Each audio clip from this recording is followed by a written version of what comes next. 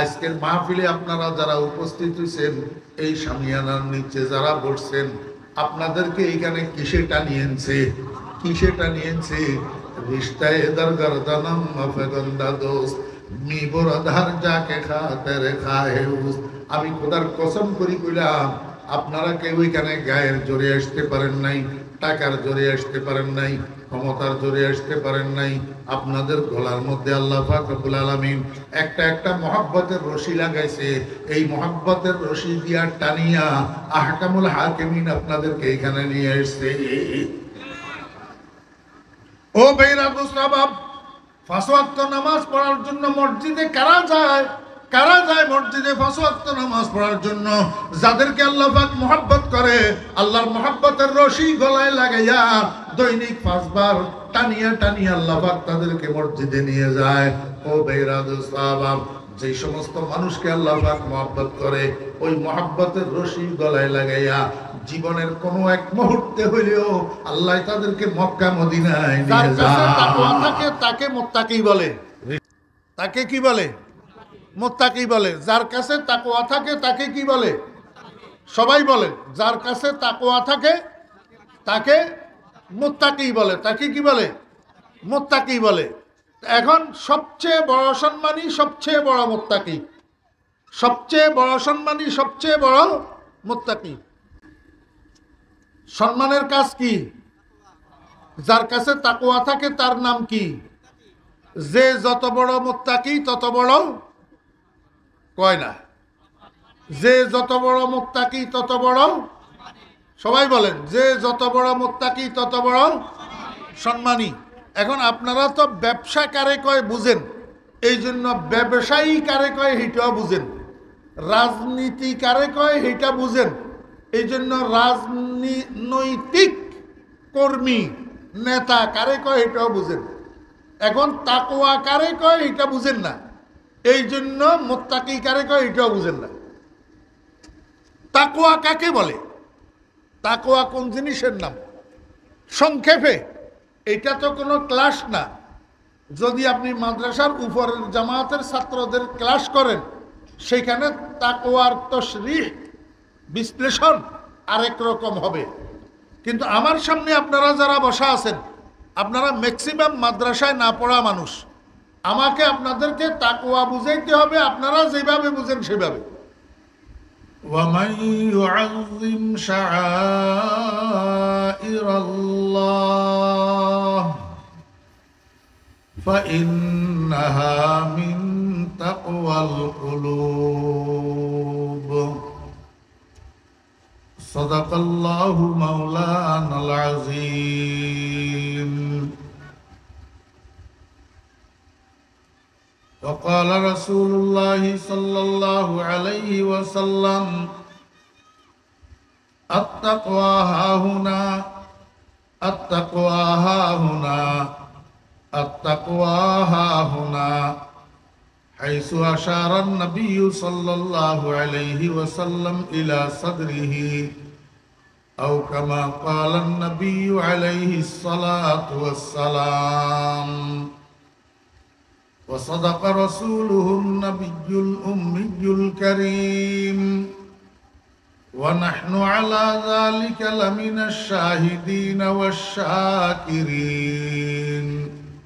ربنا تقبل منا إنك أنت السميع العليم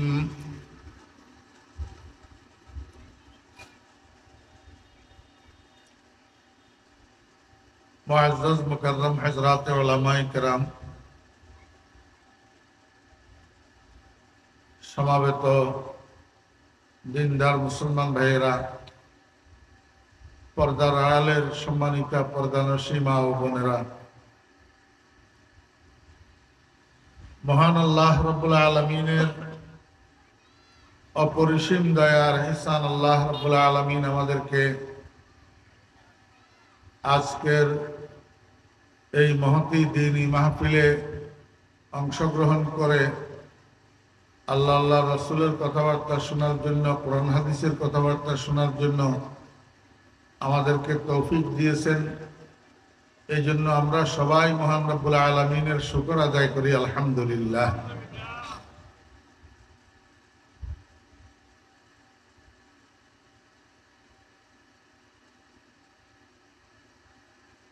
মানুষ দুনিয়ার টাকা পয়সা, দুনিয়ার ক্ষমতা, শিক্ষা দীক্ষা, বংশমর্যাদা, এগুলাকে সম্মানের মাপকাঠি মনে করে। মনে করে বেশি শিক্ষিত হইলে এটা সম্মানী হয়, বড় গদির মালিক হইলে এটা সম্মানী হয়। চৌধুরী, ভুঁইয়া, শেখ, আরো কত বংশ আছে না, এগুলাতে জন্ম লাভ করলে মনে করে সম্মানী হয়। আর এখন তো সবচেয়ে বেশি হইল টাকা। টাকা বেশি হইলে একবারে নিম্ন শ্রেণীর মানুষও সম্মানী হয়ে যায়। আপনারা আবার নারাজ হইয়েন না, আমি আমার এলাকার কথা বলতেছি, আপনাদের এলাকার না। এক সময় 2 পয়সা মূল্য ছিল না সমাজে। এখন ছেলে কয়েকটা বিদেশ গেছে, সৌদি আরব, কুয়েত, কাতার, দুবাই, আমেরিকা, লন্ডন যাইয়া টাকা পয়সা রুজি করছে। এখন আল্লাহর রহমতে সম্মানী হইয়া গেছে। আসলে প্রকৃতপক্ষে এই জিনিসগুলা সম্মানের মাপকাঠি কিনা? মোটেও না। কারণ দুনিয়াওয়ালারা সম্মানী বললে সে সম্মানী হয় না। আল্লাহ যাকে সম্মানী বলে সে সম্মানী হয়। আল্লাহর কাছে যিনি সম্মানী উনি আসলে সম্মানী। দুনিয়াওয়ালাদের কাছে সম্মানী হইলে আজকে আছে সম্মান, কালকে নাই। আজকে ফুলের মালা, কালকে জুতার মালা। আজকে যেই পুলিশে সেলিউট মারে, কালকে সেই পুলিশে আবার হাতের মধ্যে হ্যান্ডকাপ লাগায় ওই ডিবি অফিসে নিয়ে ফাঁসার উপরে পিটায়। আপনারা যারা মুরব্বী আছেন, আমারও তো বয়স একবারে কম হয় নাই, আমিও তো মোটামুটি বার্ধক্যে পড়ে গেছি। স্বাধীনের পর থেকে এই পর্যন্ত আপনারা কি দেখলেন? কয়দিন রাষ্ট্রপ্রধানের চেয়ারে আর কয়দিন জেলখানায়, ঠিক না? এই সম্মানের কি মূল্য? আসল সম্মান হইল ফটিয়ার হযরত মুফতি সাহেব রহমতুল্লাহ আলাইহির সম্মান। আপনারা মুরব্বীরা কেউ মুফতি সাহেব রহমতুল্লাহ আলাইহিকে দেখছেন কিনা আমি জানি না। আসল সম্মান হইল হযরত হাজী সাহেব রহমতুল্লাহ আলাইহির সম্মান। আসল সম্মান হইল হযরত বোয়ালি সাহেব রহমতুল্লাহ আলাইহির সম্মান। আসল সম্মান হইল হযরত ইমাম সাহেব রহমতুল্লাহ আলাইহির সম্মান। আসল সম্মান হইল হযরত নানুপুরি হুজুর রহমতুল্লাহ আলাইহির সম্মান। এই সম্মানগুলা এমন সম্মান যে এক একজন এন্তেকাল হইয়া গেছে আজকে কত বছর, এত বছর পরেও মানুষ নামটা পর্যন্ত নিতে সম্মানের সাথে নেই। আবার ফিসেদি দোয়াও করে রহমতুল্লাহ আলাইহি, ঠিক না ব্যাঠিক বলে? কি কারণে হইল এই সম্মান? টাকার কারণে, বংশমর্যাদার কারণে, দুনিয়ার ডিগ্রির কারণে না, ক্ষমতার কারণে না। এই সম্মানটা হইছে একটা জিনিসের কারণে, সেই জিনিসটার নাম তাকওয়া। সেই জিনিসটার নাম তাকওয়া। আল্লাহ পাক কোরআন শরীফের মধ্যে ইরশাদ করেন, ইয়া আইয়ুহান নাস ইন্না খালাকনাকুম মিন যাকারিন ওয়া উনসা। হে দুনিয়ার মানুষ, আমি তোমাদেরকে একজন পুরুষ এবং একজন নারীর থেকে সৃষ্টি করছি। জানা থাকলে বলুন তো, এই একজন পুরুষ আর একজন নারীকে? সবাই বলেন না, কষ্ট করি। আর কথা ওনারা বুঝতে লাগবেন না। একজন পুরুষ হযরত আদম আলাইহিস সালাম, আর একজন নারী হযরতে হাওয়া আলাইহিস সালাম।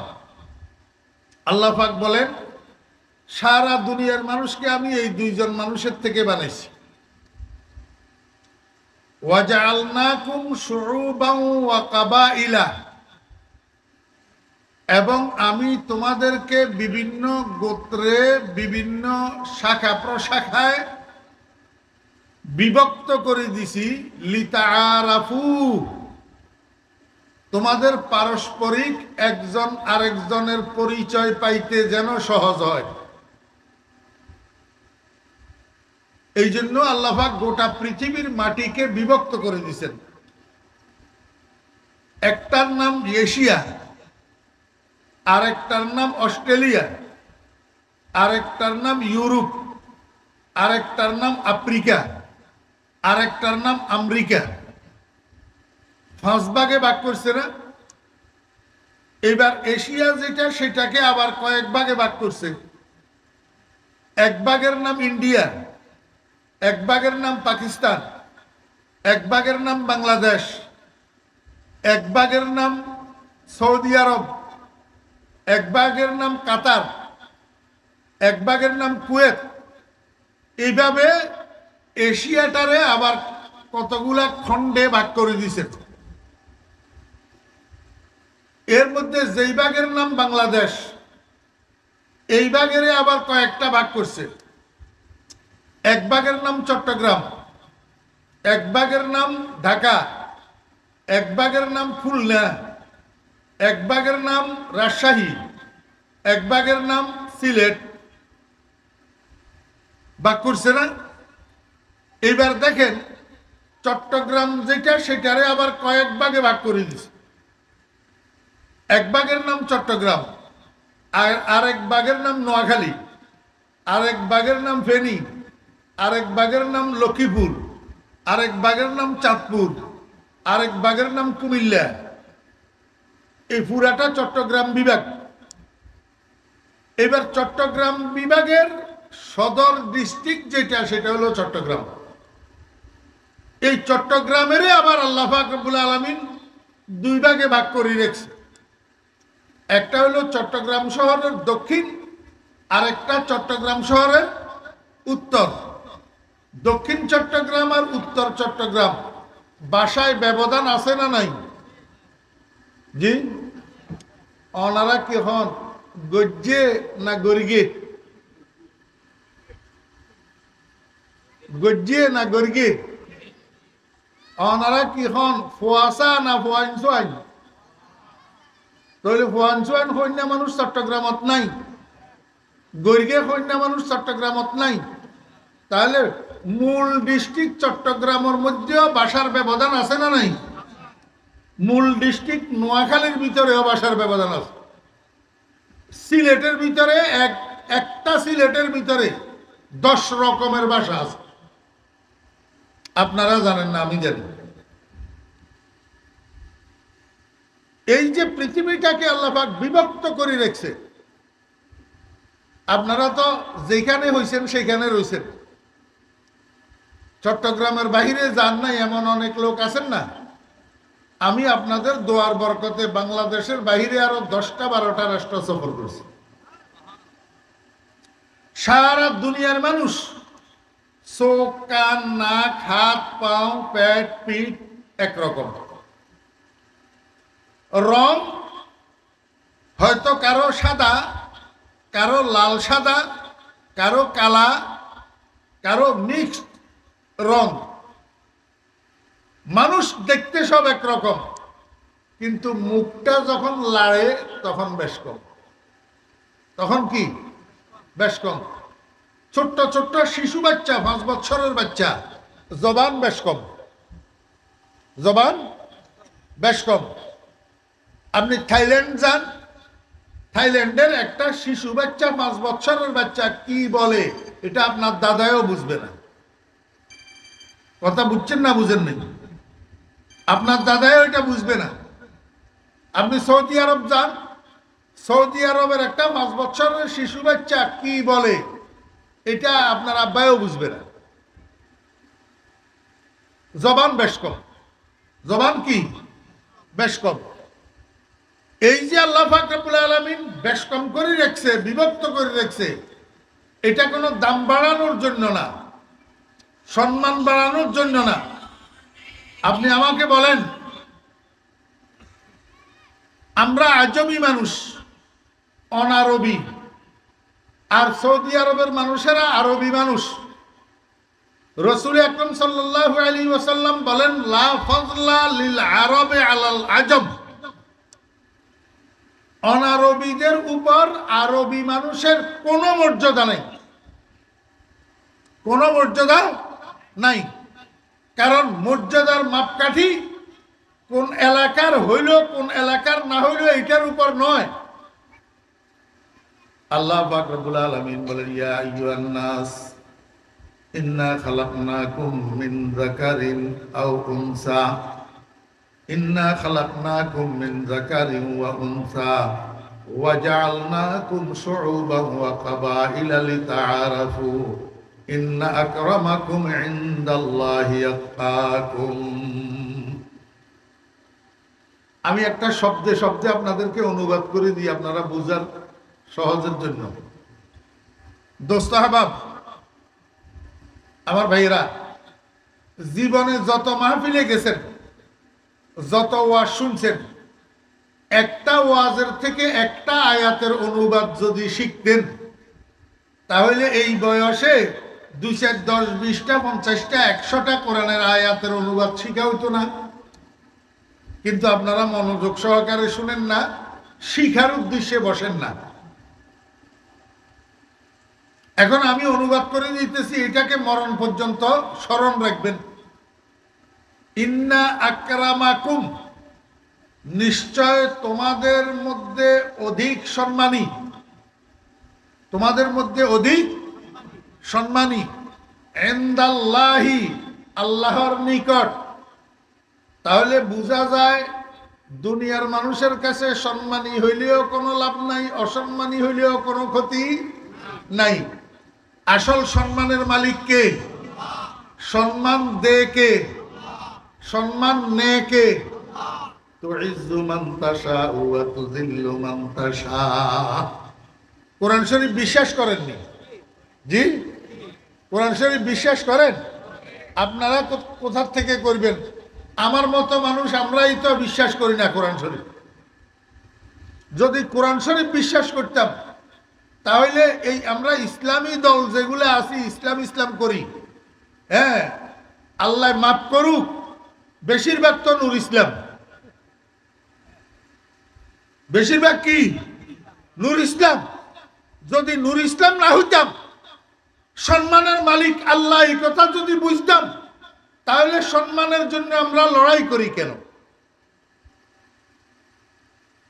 সম্মানের জন্য আমরা লড়াই করি কেন?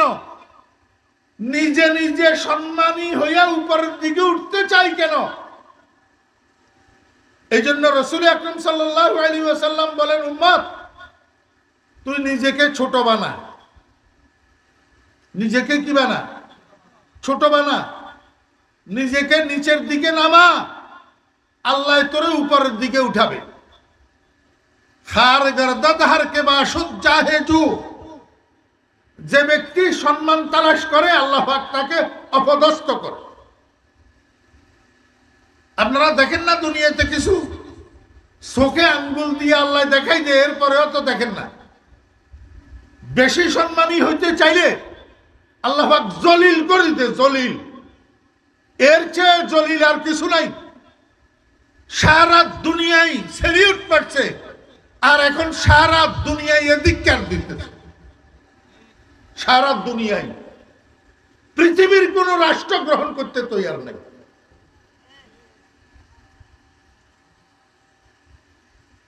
খার গর্দত হার কে বাসত জাহে জো, আয় বেরাদার করবে আদার গাহে জো।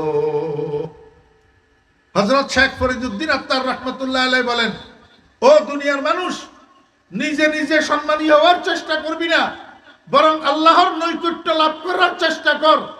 আল্লাহ পাক যদি তোকে নৈকট্য দান করে, দুনিয়ার মানুষ একসাথ হইয়া তোরে সালাম করবে।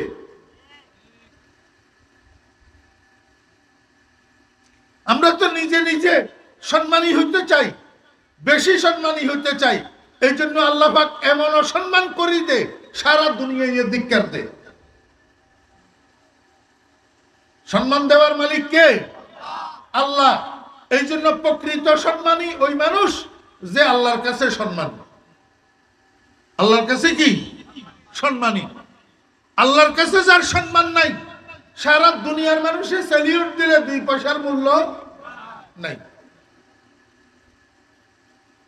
আল্লাহ পাক রব্বুল আলামিন বলেন, ইন্না আকরামাকুম ইনদাল্লাহ, নিশ্চয় তোমাদের মধ্যে সবচেয়ে বেশি সম্মানী আল্লাহর নিকট কে? আত্তাকুম, আত্তাকুম, যে তোমাদের মধ্যে বেশি মুত্তাকি, যে তোমাদের মধ্যে বড় মুত্তাকি, যার তাকওয়া যত বেশি সে আল্লাহর কাছে তত বেশি সম্মানী। কথা বুঝছেন না বুঝেন নাই? এইবার আমারে একটু বলেন, এই পৃথিবীতে আল্লাহ পাক মানুষ বানাইছে 2 জনের থেকে, আদম আর হাওয়া। তাহলে যত মানুষ আছে সব এই 2 জনের সন্তান, ঠিক না বেঠিক? এখন এই 2 জনের যত সন্তান আছে, সব সন্তানের মধ্যে সবচেয়ে সম্মানী সন্তানকে? আদমের যত সন্তান, আদম থেকে এই পর্যন্ত দুনিয়াতে আসছে এবং কিয়ামত পর্যন্ত আসবে, এই শত সহস্র কোটি আদম সন্তানের মধ্যে সবচেয়ে বড় সম্মানী কে? সকলের জানা নাই না? قال النبي صلى الله عليه وسلم انا سيد ولد ادم ولا فخر। আল্লাহর হাবিব জনাব রাসূলুল্লাহ সাল্লাল্লাহু আলাইহি ওয়াসাল্লাম বলেন, আমার উম্মতেরা, আদম আলাইহিস সালামের যত আওলাদ দুনিয়াতে আসছে এবং আসবে, এই সমস্ত আদম সন্তানদের সরদার আমি মুহাম্মদুর রাসূলুল্লাহ সাল্লাল্লাহু আলাইহি ওয়াসাল্লাম। এই জন্য আমার কোনো অহংকার নাই। আমারে আল্লাহ পাক আদম সন্তানদের সরদার বানাইছে, এই জন্য আমার কোনো কি নাই? অহংকার নাই। কেন? এই আদম সন্তানদের সরদার হওয়া এটা আমার হাতে না, আমি নিজে নিজে হই নাই। আল্লাহ পাক দয়া করি মেহেরবানি করি আমারে বানাইছে, এই জন্য আলহামদুলিল্লাহ, আল্লাহ পাকের শুকর, আমার কোনো অহংকার নাই। আমরা তো একটু সুনি ফুটি, একটু থেকে একটু হইতে পারলেই অহংকার শুরু করে দিই। এই জন্য আল্লাহ নিচের দিকে নামায়। আমি একবারে দলমত নির্বিশেষে বলতেছি, দিনের লাইনে বলেন আর দুনিয়ার লাইনে বলেন, যেই অহংকার করে আল্লাহ পাক সারা দুনিয়ার মানুষের তিরস্কারের পাত্র বানাই দেয়। দিনের লাইনে বলেন আর দুনিয়ার লাইনে বলেন, এলেমের লাইনে বলেন আর মালের লাইনে বলেন, আমলের লাইনে বলেন আর ক্ষমতার লাইনে বলেন, যেই মানুষ এমনা সামান্য থেকে সামান্য অহংকার আসে, আল্লাহ পাক তারে জলিল বানাই দেয়, রসওয়া বানাই দেয়। এই জন্য কি করব ভাই? আল্লাহ পাক এলেম কালাম একটু দিলে, আমলের তৌফিক যদি একটু দে, দিনদারি পরেজগারির তৌফিক যদি একটু দে, 5 ওয়াক্ত নামাজ পড়ার সুযোগ যদি আল্লাহ দে, দান সদকা করার তৌফিক যদি দে, শেষ রাত্রে উঠি তাহাজ্জুদের নামাজ পড়ার তৌফিক যদি আল্লাহ দে, তো আমি এগুলার উপরে অহংকার করব না, বরং মুনাজাত ধরি আল্লাহর দরবারে কাঁদবো। কেরামত কর দিয়ে খেদমতে পসন্দি, বতৌফিকে সুজুদম সরবুলন্দি। এ আল্লাহ, আমার মতো কত মানুষ রাত ব্যাপী হাত ছাড়িয়া ছাড়িয়া ঘুমায়, নামাজ পড়ার তৌফিক হয় না, আমার মতো একটা গোলামকে তুমি ঘুম থেকে জাগাইলা, ঠান্ডা পানি দিয়ে উযু করাইলা, তাহাজ্জুদের মুসাল্লায় দাঁড় করাইলা, আমার এই কপালটাকে তোমার দরবারে সেজদা দেওয়াইয়া তুমি যে দামি বানাই দিলা, এটা তোমার মেহেরবানি, আমার কোনো কাবিলিয়ত নাই। কেরামত কর দিয়া খিদমত পসন্দি, বতৌফিক সুজুদম সর বুলন্দি। আল্লাহু আকবার। তা আমাকে একটু বুঝে থাকলে বলেন, ও মুরব্বিয়ানে কেরাম, ও যুবক ভাইয়েরা, সম্মানের আসল কাজ কোনটা? বুঝছেননি না বুঝেননি? বলেন না। তাকওয়া। সম্মানের আসল কাজ কোনটা? তাকওয়া। মানুষ আল্লাহর কাছে দামি হয়, আল্লাহর কাছে সম্মানী হয় কিসের দ্বারা? তাকওয়ার দ্বারা। আমি খুব লম্বা কথা বলবো না, সর্বোচ্চ 1 ঘন্টা। এর মধ্যে 25 মিনিট চলে গেছে, আর 35 মিনিট আল্লাহ যদি তৌফিক দেয়, আর 35 মিনিট, এর মধ্যে আমি আমার কথা শেষ করার চেষ্টা করব ইনশাআল্লাহ। এই জন্য সংক্ষেপে সংক্ষেপে বলতেছি, আপনাদের কাছে অনুরোধ একটু মনোযোগ সহকারে শুনবেন। রাজি আছেন তো সবাই? ইনশাআল্লাহ। ইনশাআল্লাহ। প্রথম কথা, সম্মানের কাজ কি? অমনোযোগী হইলে হবে না ভাই, মোবাইল নিয়ে ব্যস্ত না, বয়ানের দিকে খেয়াল আছে। সম্মানের কাজ কি? তাকওয়া। যার কাছে তাকওয়া থাকে তাকে মুত্তাকি বলে। তাকে কি বলে? মুত্তাকি বলে। যার কাছে তাকওয়া থাকে তাকে কি বলে? সবাই বলেন, যার কাছে তাকওয়া থাকে তাকে মুত্তাকি বলে। তাকে কি বলে? মুত্তাকি বলে। এখন সবচেয়ে বড় সম্মানী, সবচেয়ে বড় মুত্তাকি। সবচেয়ে বড় সম্মানী, সবচেয়ে বড় মুত্তাকি। এই দোস্ত, ডিস্টার্ব না করি, তোমরা সহ বসি বয়ান শুনো। ঘরের মেজদান ফরে খায়, অবাগা বিদেশে বেড়ায়, এইলা নহন চাই। ব্যাগুন বইও, তোমরা আয়োজক যারা আছো, ব্যাগুন বয়ানত বইও, বয়ান শুনো। সম্মানের কাজ কি? যার কাছে তাকওয়া থাকে তার নাম কি? যে যত বড় মুত্তাকি তত বড়, কয় না, যে যত বড় মুত্তাকি তত বড়, সবাই বলেন, যে যত বড় মুত্তাকি তত বড় সম্মানী। এখন আপনারা তো ব্যবসা কারে কয় বুঝেন, এই জন্য ব্যবসায়ী কারে কয় সেইটাও বুঝেন, রাজনীতি কারে কয় সেইটা বুঝেন, এই জন্য রাজনৈতিক কর্মী নেতা কারে কয় এটাও বুঝেন।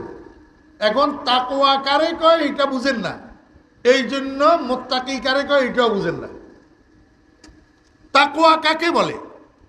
তাকওয়া কোন জিনিসের নাম? সংক্ষেপে, এটা তো কোনো ক্লাস না। যদি আপনি মাদ্রাসার উপরের জামাতের ছাত্রদের ক্লাস করেন, সেখানে তাকওয়ার তাশরীহ, বিশ্লেষণ আরেক রকম হবে। কিন্তু আমার সামনে আপনারা যারা বসা আছেন, আপনারা ম্যাক্সিমাম মাদ্রাসায় না পড়া মানুষ। আমাকে আপনাদেরকে তাকওয়া বুঝাইতে হবে, আপনারা যেভাবে বুঝেন সেভাবে। সহজ কথা, তাকওয়া বলা হয় একটা মোহাব্বত মিশ্রিত ভয়। মনে থাকবেনি? তাকওয়া কাকে বলে? মোহাব্বত মিশ্রিত ভয়, এটাকে তাকওয়া বলে। আমি আপনাদেরকে বুঝাই দিতেছি। স্ত্রী স্বামীদেরকে মহব্বত করে, করে কি করে না? ছেলে বাপেরে মহব্বত করে, করে কি করে না? ছাত্র শিক্ষকের মহব্বত করে, করে কি করে না? দোকানের কর্মচারী দোকানের মালিকের মহব্বত করে, করে কি করে না? কিন্তু দুনিয়ার মানুষ সাপেরে ভয় করে, মহব্বত করে না। সাপেরে কি করে? ভয় করে, মহব্বত করে না। তাহলে বোঝা গেল একটা ভয় আর একটা মহব্বত, একটা ভয় আর একটা কি? মহব্বত। আল্লাহু আকবার। যেখানে শুধু ভয়, মহব্বত নাই, সেইটাই মানুষের দূরে সরায়। মানুষের কি করায়? দূরে সরায়। আপনারা সাপ দেখলে সামনের দিকে জায়গা আগাই আনেননি না? ভয়ে ভাগেন। তাহলে যেখানে মহব্বত নাই শুধু ভয়, এই ভয়ে মানুষেরই কি করে দূরে সরায়। আর যেখানে শুধু মহব্বত ভয় নাই সেটাই প্রশ্রয় বাড়ায়। সেটা কি করে? আল্লাহু আকবার। দুনিয়াতে বাপও আছে দুই রকম, স্বামীও আছে দুই রকম। স্বামী কতগুলো আছে যে স্ত্রীরা ভয় করে মহব্বত করে না, আসেনি? নাই। ভুল জবাব দিয়েছেন। কোন স্বামী এমন নাই যার স্ত্রী তাকে ভালোবাসে না, অবশ্যই ভালোবাসে। বিয়ের প্রথম প্রথম একটু অপছন্দ হইলেও সংসার করতে করতে একটা মায়া হইয়া যায়, একটা মায়া হইয়া যায়। মোহব্বত ছাড়া স্বামী স্ত্রীর বন্ধন হয় না। কিন্তু হ্যাঁ, বহুত স্ত্রী আছে স্বামীদেরকে মোহব্বত করে কিন্তু ভয় করে না, ভয় করে না। ঠিক এরকম আপনারা বলেন, দুনিয়ার সমস্ত সন্তানেরা আব্বারে মোহব্বত করে কিনা? জি। এমন কোন সন্তান আসেনি বাপেরে ভালোবাসে না? কিন্তু এমন আব্বা আছে যেই আব্বারে সন্তানে ভয় করে না। কি করে না? ভয় করে না। তাহলে কি বুঝলেন? এক জায়গায় ভয় আছে মোহব্বত নাই সাফের ক্ষেত্রে, আরেক জায়গায় মোহব্বত আছে ভয় নাই স্বামী স্ত্রী আর মা বাপ সন্তানের মধ্যে, আরেক জায়গায় ভয়ও আছে মোহব্বতও আছে। ভয়ও আছে, কি আছে? খাজা আবু তালেব রসুল আকরম সাল্লাল্লাহু আলাইহি ওয়াসাল্লামের চাচা, নবীজিকে মোহব্বত করতেন কিন্তু ভয় করতো না। কি করতো না? ভয় করতো না। আমার বেরা দোস্ত আহবাব, যেখানে শুধু ভয় আছে মোহব্বত নাই, সেটাই একজনের সাথে মিলায় না, দূরে সরায়। শুধু ভয়ে দূরে সরায় আর শুধু মোহব্বতে প্রশ্রয় বাড়ায়। শুধু মোহব্বতে কি করে? প্রশ্রয় বাড়ায়। হ্যাঁ, যে স্ত্রী স্বামীকে ভালোবাসে কিন্তু ভয় করে না, ঘর থেকে বাইরে হওয়ার সময় বোরকা গায়ে দেওয়ার জন্য বললে কয় ফেলি রাখো তোমার বোরকা, আমি এগুলা পারবো না। ঠিক না বে? ঠিক কর। যেই ছেলে বাপেরে ভালোবাসে কিন্তু ভয় করে না, উত্তর দিকে যাইতে গেলে দক্ষিণ দিকে যায়। নামাজের সময় হইলে বাপে যদি বলে যে আয় বেটা নামাজ পড়ি, তুমি বড়, আমি পারবো না। কথা মানে না, কথা মানে না। আল্লাহু আকবার। যেখানে ভয়ও আছে মোহব্বতও আছে, সেইখানে কথা মানামানি আছে, কথা মানামানি আছে। মোহব্বতের দ্বারায় এতাআত হয়। মোহব্বতের দ্বারায় কি হয়? এতাআত হয়। মোহব্বত না থাকলে এতাআত হয় না। রাস্তার উপরে কুকুর একটা পড়ি রইছে, অচেনা একটা পোলা সেখান দিয়ে যাইতেছে। কার পোলা আপনি চিনেন না, আপনারেও চিনে না। আপনি যদি পোলাইটারে বলেন যে কুকুরটার গলায় একটা রশি লাগাই ওই সামনে খালের মধ্যে নিয়ে ফেলি দিও, পোলাইটে করব কাজ। কিন্তু একটু পরে আপনার জন্ম দেওয়া ছেলে অথবা আপনার একটা সাগরিদকে আপনি যদি বলেন বাবারে এই কুকুরটা এখানে ফসে গেলে মানুষ কষ্ট পাবে দুর্গন্ধে, এটার গলায় একটা রশি লাগাই ওই সামনে খালে নিয়ে একটু ফেলে দিত, কাজটা করবে কি করবে না? কারণ কি?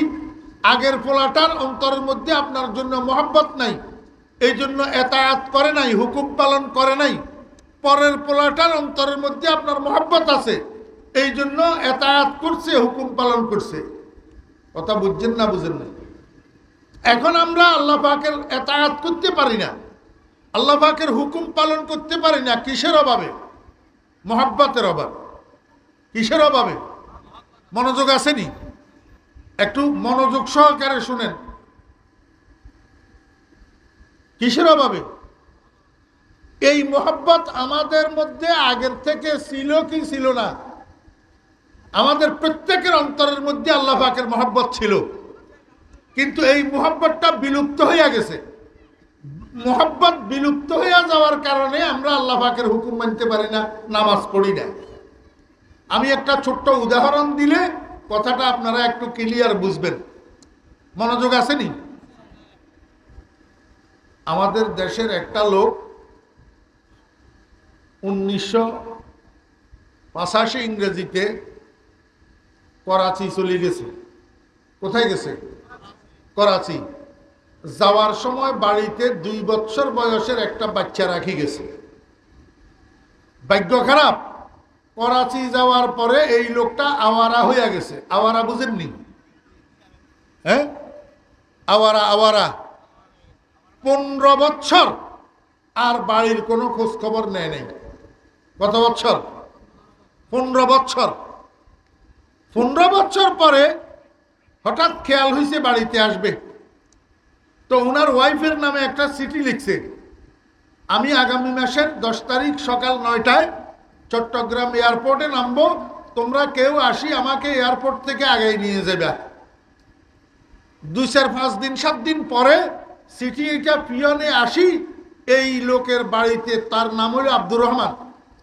এই আব্দুর রহমানের বাড়িতে পিয়নে চিঠি এটা দিয়ে গেছে। তা এখন আব্দুর রহমানের বউ তো লেখাপড়া জানে না, মূর্খ মহিলা, চিঠি পড়তে পারে না। তো চিঠি এটারে বাস করে রাখছে, ছেলে বাড়িতে আসলে ছেলেরে দিবে পড়ার জন্য। কোন ছেলে? ওই যে 2 বছর বয়সের বাড়িতে রাখি গেছিল। এখন এটার বয়স কত? মনোযোগ নেই। 17 বছর। বুঝ হইছে নি? লেখাপড়া করছে নি?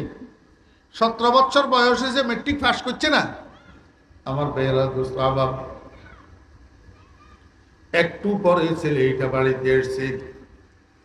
মায় কয় যে বাবা দেখ তো, কে যেন আমাদের নামে একটা চিঠি দিয়েছে, পিয়নে চিঠিটা দিয়ে গেছে। আমাদের তো চিঠি দেওয়ার মতো কোনো আত্মীয় স্বজন নাই, জানি না কে চিঠি দিল। কেন যেন আমার মনে হয় তোর বাপে কোনো চিঠি দিল নি কোনো। একটু খুলি চিঠিটা পড়ি দেখ। তো ছেলে আব্দুর রহমান, ছেলে আব্দুল করিম, ফ্লাইটার নাম আব্দুল করিম, চিঠিটারে খুলছে, খুলি পড়ছে। পড়ি কয় মা তুমি ঠিকই বলছো, আব্বার চিঠি।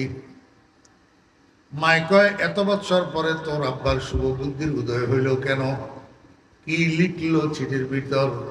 ছেলে কয় আব্বা আগামী মাসের 10 তারিখ বাড়িতে আসতেছে, সকাল 9টায় চট্টগ্রাম এয়ারপোর্টে নামবে। চিঠির মধ্যে লিখছে কেউ না কেউ যাইয়া আব্বাকে আগাই আনার জন্য। মায় কয় যে বেটা কেউ না কেউ যাবে কেন? তুই সন্তান, আল্লাহর রহমতে এখন বড় হইছ, উপযুক্ত হইছ, তুই নিজে এয়ারপোর্টে যাইয়া তোর আব্বাকে আগাই নিয়ে আসবি। ছেলে কয় মা আমি আব্বাকে আগাই নিয়ে আসবো কিভাবে? আমিও তো আব্বাকে চিনবো না, আব্বাও আমাকে চিনবে না, কিভাবে আব্বাকে আগাই নিয়ে আসবো? মায় কয় বেটা তুই এয়ারপোর্ট যাওয়ার সময় তোর জ্যাঠাকে, তোর বড় আব্বাকে সাথে করে নিয়ে যাবি। বড় আব্বা এয়ারপোর্টে তোর সাথে তোর আব্বার পরিচয় করাইয়া দিবি। কথা বুঝছেন না বুঝেন নাই? আমার ভাইয়েরা দোস্ত আবাব, ওই পরের মাসের 10 তারিখ ফজরের নামাজের পরে জ্যাঠা বাতিজা, বড় আব্বা আর বাতিজা দুজন আমার ভাইয়ের গাড়ি একটা লইয়া টানেলে দিয়া গেছে এয়ারপোর্টে। গেছে যে তখন মাত্র 7টা বাজে। কয়টা? ফ্লাইট কয়টায়? 9টায়।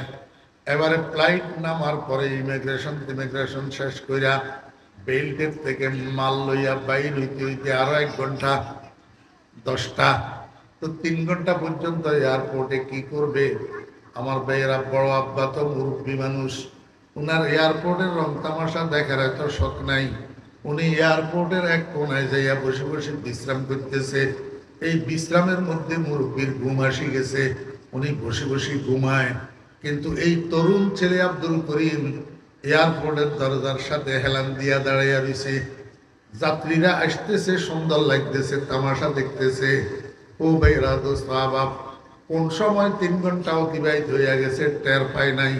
ঠিক বেলা 10টার সময় ভিতরের দিক থেকে অর্ধ বয়স্ক একটা মানুষ, চুলদাড়ি আদা সাদা আদা কালো, একটা ট্রলির মধ্যে বড় বড় 3টা লাগেজ লইয়া দরজার দিকে আসতেছে। দরজা দিয়া বাইর হইয়া সর্বপ্রথম এই পোলাটারে সামনে পাইছে। সামনে পাইয়া কয়, বাবারে তুমি কে তো জানি না, দেখতেছ এয়ারপোর্টের ট্রলি আমি ছাড়ি দিতে হবে, সামনের দিকে তো আর ট্রলি নেওয়া যাবে না, কিন্তু এইখানে তো কোনো গাড়ি ঘোড়া নাই, ওই যে সামনে রাস্তা, এই রাস্তার উপরে গেলে মনে হয় আমি গাড়ি পাবো। আমি 2 হাতে 3টা লাগেজ তো বহন করতে পারি না, তুমি মেহরবানি করি আমার একটা লাগেজ বহন করি, আমাকে একটু রাস্তা পর্যন্ত পৌঁছাইয়া দাও। ও কথা বুঝতেছেন? মনোযোগ আসেনি? সুন্দর করি বলছে, কি করি? আমার বেহরা দোস্ত আবার এই আব্দুল করিম ছেলে, এইটা ওনার হুকুমটা মানা তো দূরের কথা, লাগেজ মাথায় লওয়া তো দূরের কথা, এত জোরে ধমক দিছে, ওই মিয়া কে তুমি? আমাকে কেন তোমার লাগেজ বহন করার জন্য বললা? তুমি আমাকে এয়ারপোর্টের কুলি মনে করছো কিনা? কিছুক্ষণ পরে আমার আব্বা আসবে বিদেশ থেকে, আমার আব্বার লাগেজ বহন করার জন্য কত কুলির দরকার হবে, আমাকে কেন তুমি লাগেজ বহন করার জন্য বললা? ওই মিয়া কইছে যে ধমক যে দিছে, ওই ধমকের চোটে বড় আব্বার ঘুম ভাঙি গেছে, আওয়াজের লগে লাফাই উঠছে। মনে মনে কয়, আমার ভাতিজা এটা তো বেজাল্লা ভোলা, যেখানে যায় সেখানে কারো না কারোর সাথে একটা ঝগড়া লাগায়। আপনাদের এলাকায় মনে হয় এমন বেজাল্লা ভোলা নাই? আসেনি? এগুলারে আপনারা সভ্য ভদ্রনী বলেন না বেয়াদব বলেন?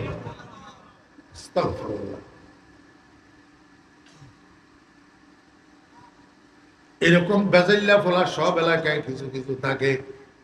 এই বেজাল্লা ফোলা এগুলার দ্বারা মা বাপের সুনাম হয়। কি হয়?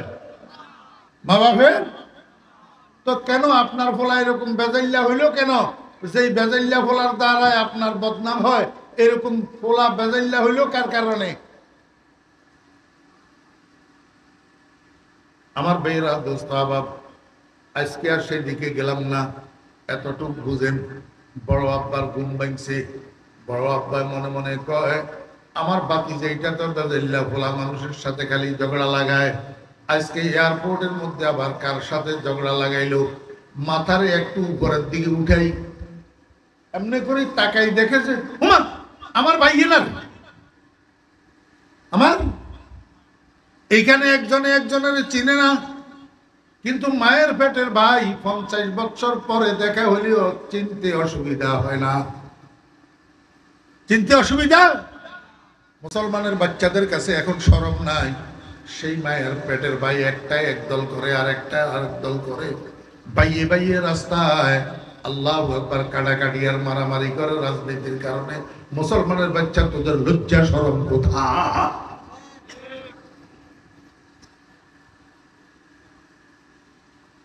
আমার বেহরা দোস্ত আবাব যখন মাথা উঠেই দেখছে আমার ভাই বসার থেকে উঠি মুরব্বি দিছে দৌড়, দৌড়াইয়া ভাইয়ের সামনে যখন আসছে, 2 ভাই, 1 ভাই আরেক ভাইকে চিনতে অসুবিধা হয় নাই। দুজন একজন আরেকজনকে জড়াইয়া ধরছে, কোলাকুলি করছে, কুশল বিনিময় করছে।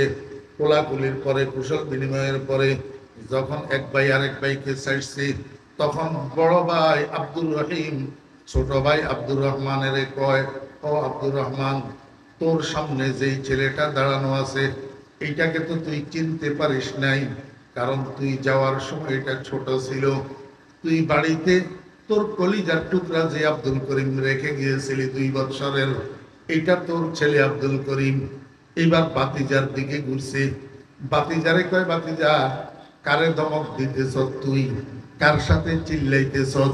এটাই তো তোর আব্বা, আমার ছোট ভাই, যার সাথে পরিচয় করাই দেওয়ার জন্য আমি এত দূর কষ্ট করে এয়ারপোর্টে আসলাম। এইটাই তো আমার ছোট ভাই, তোর আব্বা।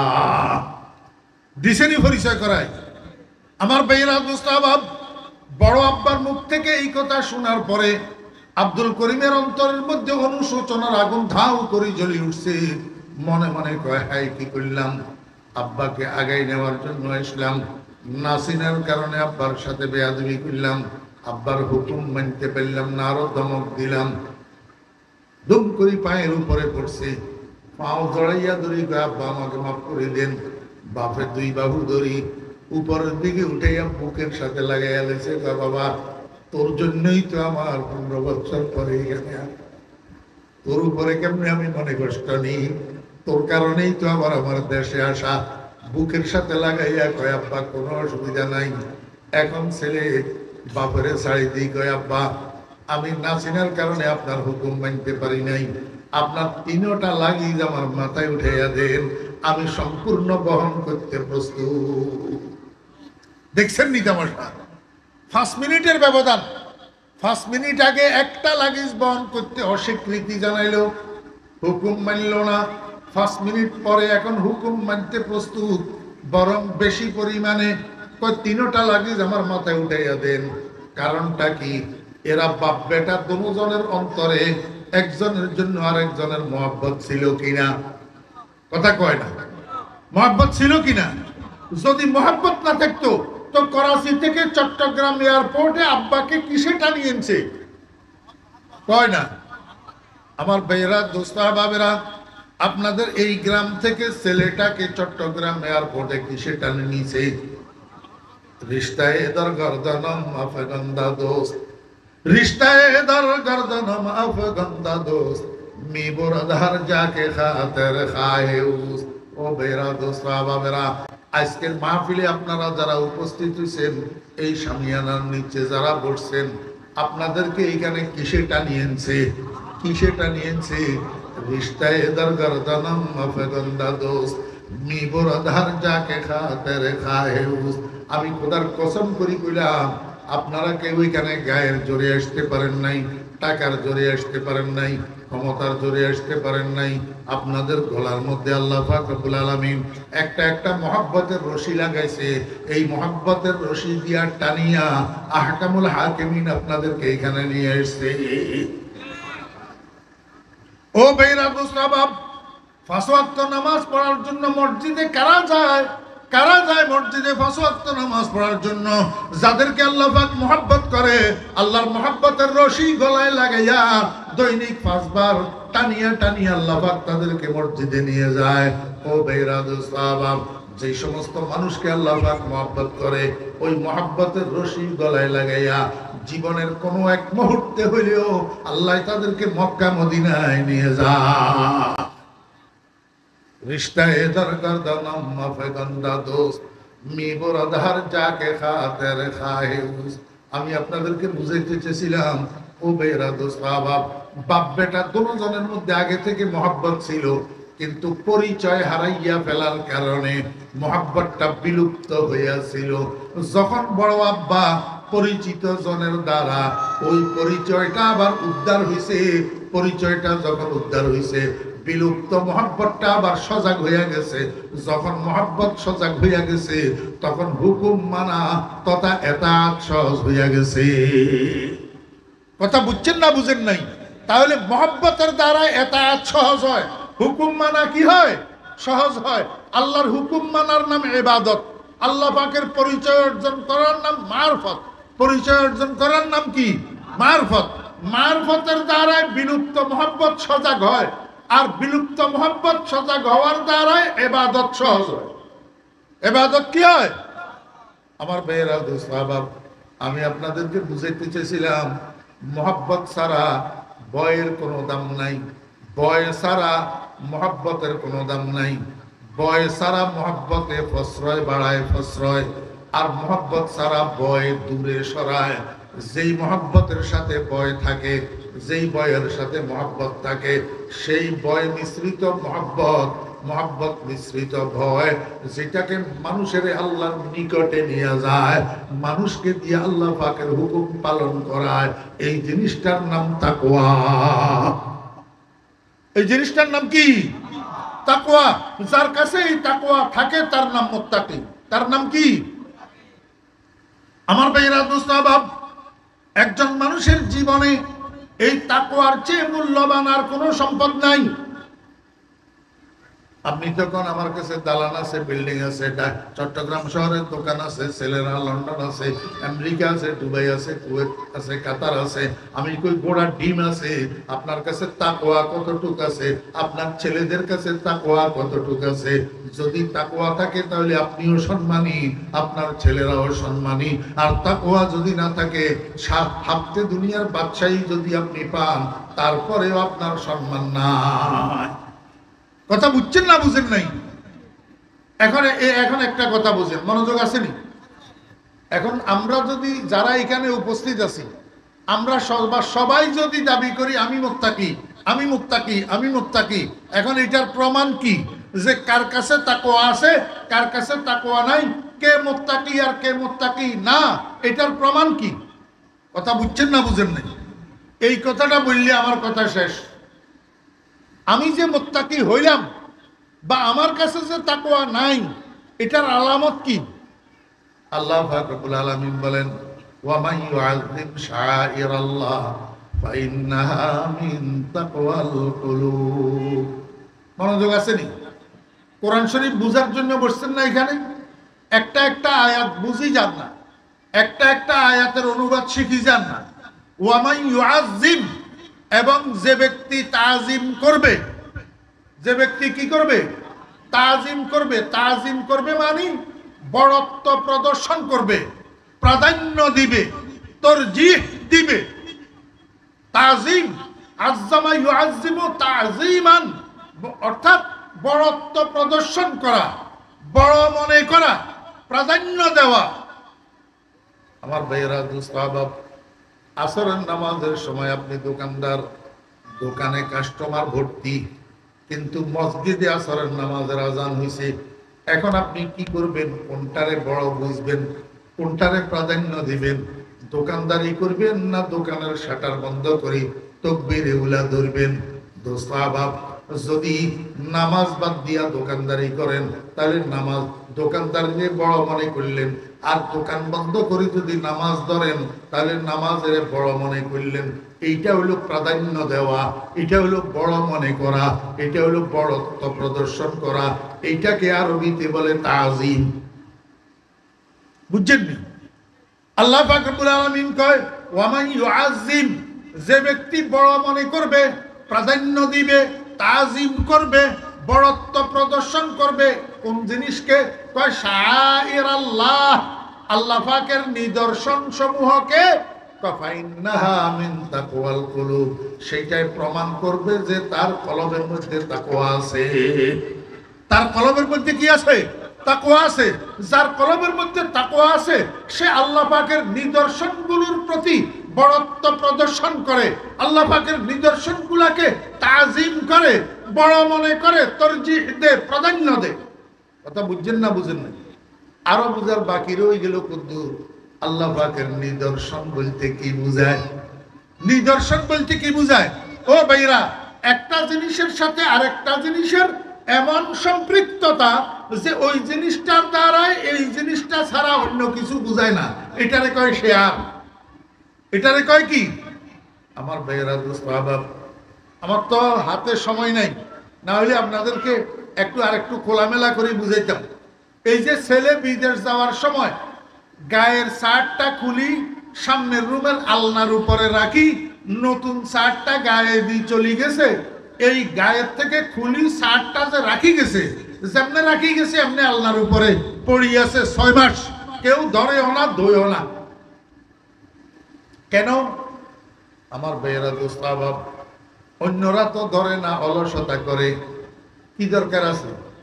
কিন্তু মায় কেন ধরে না, মায় কেন ধোয় না? আমার ভাইয়েরা, দোস্তাহবাব, মা প্রতিদিন সকালে একবার, বিকালে একবার, দুপুরে একবার আলনার উপর থেকে শার্ট এটা লইয়া নাকের সাথে লাগায়। কিসের সাথে লাগায়? নাকের সাথে লাগায়। তো ছোট্ট মেয়ে একটা আছে 7 বছরের, মেয়েটা কয়, আম্মু তুমি কোনো পাগল নি, কোনো বাইয়া যাওয়ার সময় গায়ের থেকে খুলি শার্ট এটা রাখে গেছে আলনার উপর, এটার ভিতরে ভাইয়ার ঘামের গন্ধ না, তুমি প্রতিদিন 3 বার এটার নাকের সাথে লাগাও কেন? মায় কয়, বাবারে তুই বুঝবি না, আমার নারীদের ছেঁড়া ধন, আমার নারী ছেঁড়া ধন, আমার কলিজার টুকরা, এই গামের গন্ধ এগুলা তোদের কাছে খারাপ লাগে, কিন্তু আমার কাছে মেশক আম্বরের মতো লাগে। আমার কলিজার টুকরার গামের গন্ধটা আমি যেন প্রতিদিন নিতে পারি নাকের সাথে, এই জন্য ইচ্ছা করি আমি শাড়িটা ধুই না। ইচ্ছা করি শাড়িটা কি ধুই না। এই শাড়িটা মায়ের জন্য ছেলের নিদর্শন। ছেলের কি? আমার ভাইরা দোস্ত বাপ, বিদেশ থেকে ছেলে চিঠি পাঠাইছে, মায় তো লেখাপড়া জানে না, তো ঘরের মধ্যে শিক্ষিত পোলা আছে, পোলা একটার দিছে, কয় চিঠিটা পড়। সবাই বসছে, সবাই শুনছে। একবার পড়ার পরে, একবার শোনার পরে সবাই তো উঠি চলে গেছে। এখন মায় কয় আরেকবার পড়, আরেকবার পড়ছে। যখন চিঠি পড়ে তখন মায়ের চোখের পানি ঝরঝর করে পড়ে। ছেলে একটাই কয়, মা সবাই তো চলে গেল, একবার একবার শুনি, তুমি কেন এই চিঠি বারবার পড়াও? এখন মা শেষ পর্যন্ত কি করছে, ওই ছেলের হাতের থেকে চিঠি এটারে টানি লই, চিঠি এটার দিকে এমনি তাকাইয়া থাকে আর কান্দে, চিঠির দিকে তাকাইয়া থাকে আর কান্দে। ছেলে এটাই কয়, মা তুমি তো চিঠি পড়তে পারো না, লেখাপড়া জানো না, তো চিঠির দিকে তাকাইয়া তাকাইয়া তুমি কান্দ কেন? মায় কয়, তোরা বুঝবি না, আমার কলিজার টুকরার হাতের লেখা, এটার দিকে আমি যখন তাকাই প্রত্যেকটা অক্ষরে অক্ষরে আমার কাছে মনে হয় আমার কলিজার টুকরার চেহারা দেখা যায়। এটার নাম নিদর্শন। এটার নাম কি? আল্লাহ পাক রব্বুল আলামিন কয়, গোটা পৃথিবীর ভিতরে এরকম আমার কতগুলা নিদর্শন আছে, এই নিদর্শনগুলোর প্রতি যদি তোমার পক্ষ থেকে সম্মান প্রদর্শিত হয়, প্রাধান্য দেওয়া হয়, তরজিহ দেওয়া হয়, বোঝা যাবে তোমার মধ্যে তাকওয়া আছে। আমার ভাইয়েরা দোস্ত আহবাব, আল্লাহ পাকের নিদর্শনগুলা কি আমাদের একটু সংক্ষেপে জানার দরকার। এই কথাটা জানলেই আমার কথা শেষ। ও ভাইয়েরা দোস্ত আহবাব, খাতামুল মুফাসসিরিন শাহ আনোয়ার কাশ্মীরি রাহমাতুল্লাহ আলাইহি লিখেন, গোটা পৃথিবীর মধ্যে শিআরুল্লাহ আল্লাহ পাকের নিদর্শন চারটা। কয়টা? সবাই বলেন কয়টা? কাল সকালে ভুলে যাবেন নি কোনো। আল্লাহ পাকের নিদর্শন কয়টা? চারটা। এক নম্বর বাইতুল্লাহ, এক নম্বর কি? দুই নম্বর কালামুল্লাহ, তিন নম্বর রাসূলুল্লাহ, চার নম্বর ইবাদাতুল্লাহ। কয়টা? চারটা। ও ভাইরা দোস্ত আহবাব, দেখেন, বাইতুল্লাহ মানি আল্লাহর ঘর, কালামুল্লাহ মানি আল্লাহর কালাম, রাসূলুল্লাহ মানি আল্লাহর রাসূল, ইবাদাতুল্লাহ মানি আল্লাহর ইবাদত। চারটা জিনিসের সাথে আল্লাহ আল্লাহ আল্লাহ আল্লাহ লাগানো আছে না নাই? ও ভাইরা দোস্ত আহবাব, আল্লাহর ঘর বলতে দুনিয়াতে কোন ঘরটাকে বোঝায়? কয় না। আল্লাহর ঘর কোন ঘরের কয়? সংসদ ভবনের, হ্যাঁ, মসজিদ। এইটা এত দেরি করতেছেন কেন? আল্লাহর ঘর কোন ঘরের নাম? মসজিদ। কালামুল্লাহ আল্লাহর কালাম কোন কিতাবের নাম? কোরআন। রাসূলুল্লাহ কোন মানুষের নাম? মুহাম্মাদুর রাসূলুল্লাহ। ইবাদাতুল্লাহ কোনগুলারে কয়? নামাজ, যাকাত, হজ, রোজা, এগুলার নাম ইবাদত। এই চারটা জিনিসের সাথে আল্লাহ আল্লাহ আল্লাহ আল্লাহ লাগানো আসেনি? আল্লাহ পাক রব্বুল আলামিন কয়, বান্দা এই চারটা জিনিস আমার নিদর্শন, শিআরুল্লাহ। এই চারটা জিনিস হলো একটা, চারটা জিনিসে মিলিয়ে একটা রেলগাড়ি। এই রেলগাড়ির ডাব্বা হলো চারটা। চারটা ডাব্বার সাথে মহাশক্তিশালী একটা ইঞ্জিন লাগানো আছে। আল্লাহ কি লাগানো আছে? আমার ভাইয়েরা দোস্ত আহবাব, বর্তমানে রেল স্টেশনের থেকে একটা রেল ডাকা যাবে। কোন রেলটা ডাকা যাবে? যেই রেলের সামনে দিয়ে শক্তিশালী একটা ইঞ্জিন লাগানো আছে। যেই রেলের সামনে ইঞ্জিন লাগানো নাই, এই রেলের মধ্যে আপনি যদি উঠে বসে থাকেন কিয়ামত পর্যন্ত তো রেল এটা কমলাপুর রেল স্টেশনে যাবে না। ইঞ্জিনওয়ালা বগিতে উঠেন, সমস্ত বগিগুলার ইঞ্জিনের টানি সময় মতো কমলাপুর নিয়ে পৌঁছাইয়া দিবে। আল্লাহ পাকের এই দুনিয়াতে একটা রেলগাড়ি চলমান আছে। এই রেলগাড়ির বগি হইল চারটা। চারটা বগির সাথে আল্লাহ নামের মহাশক্তিশালী ইঞ্জিন লাগানো আছে।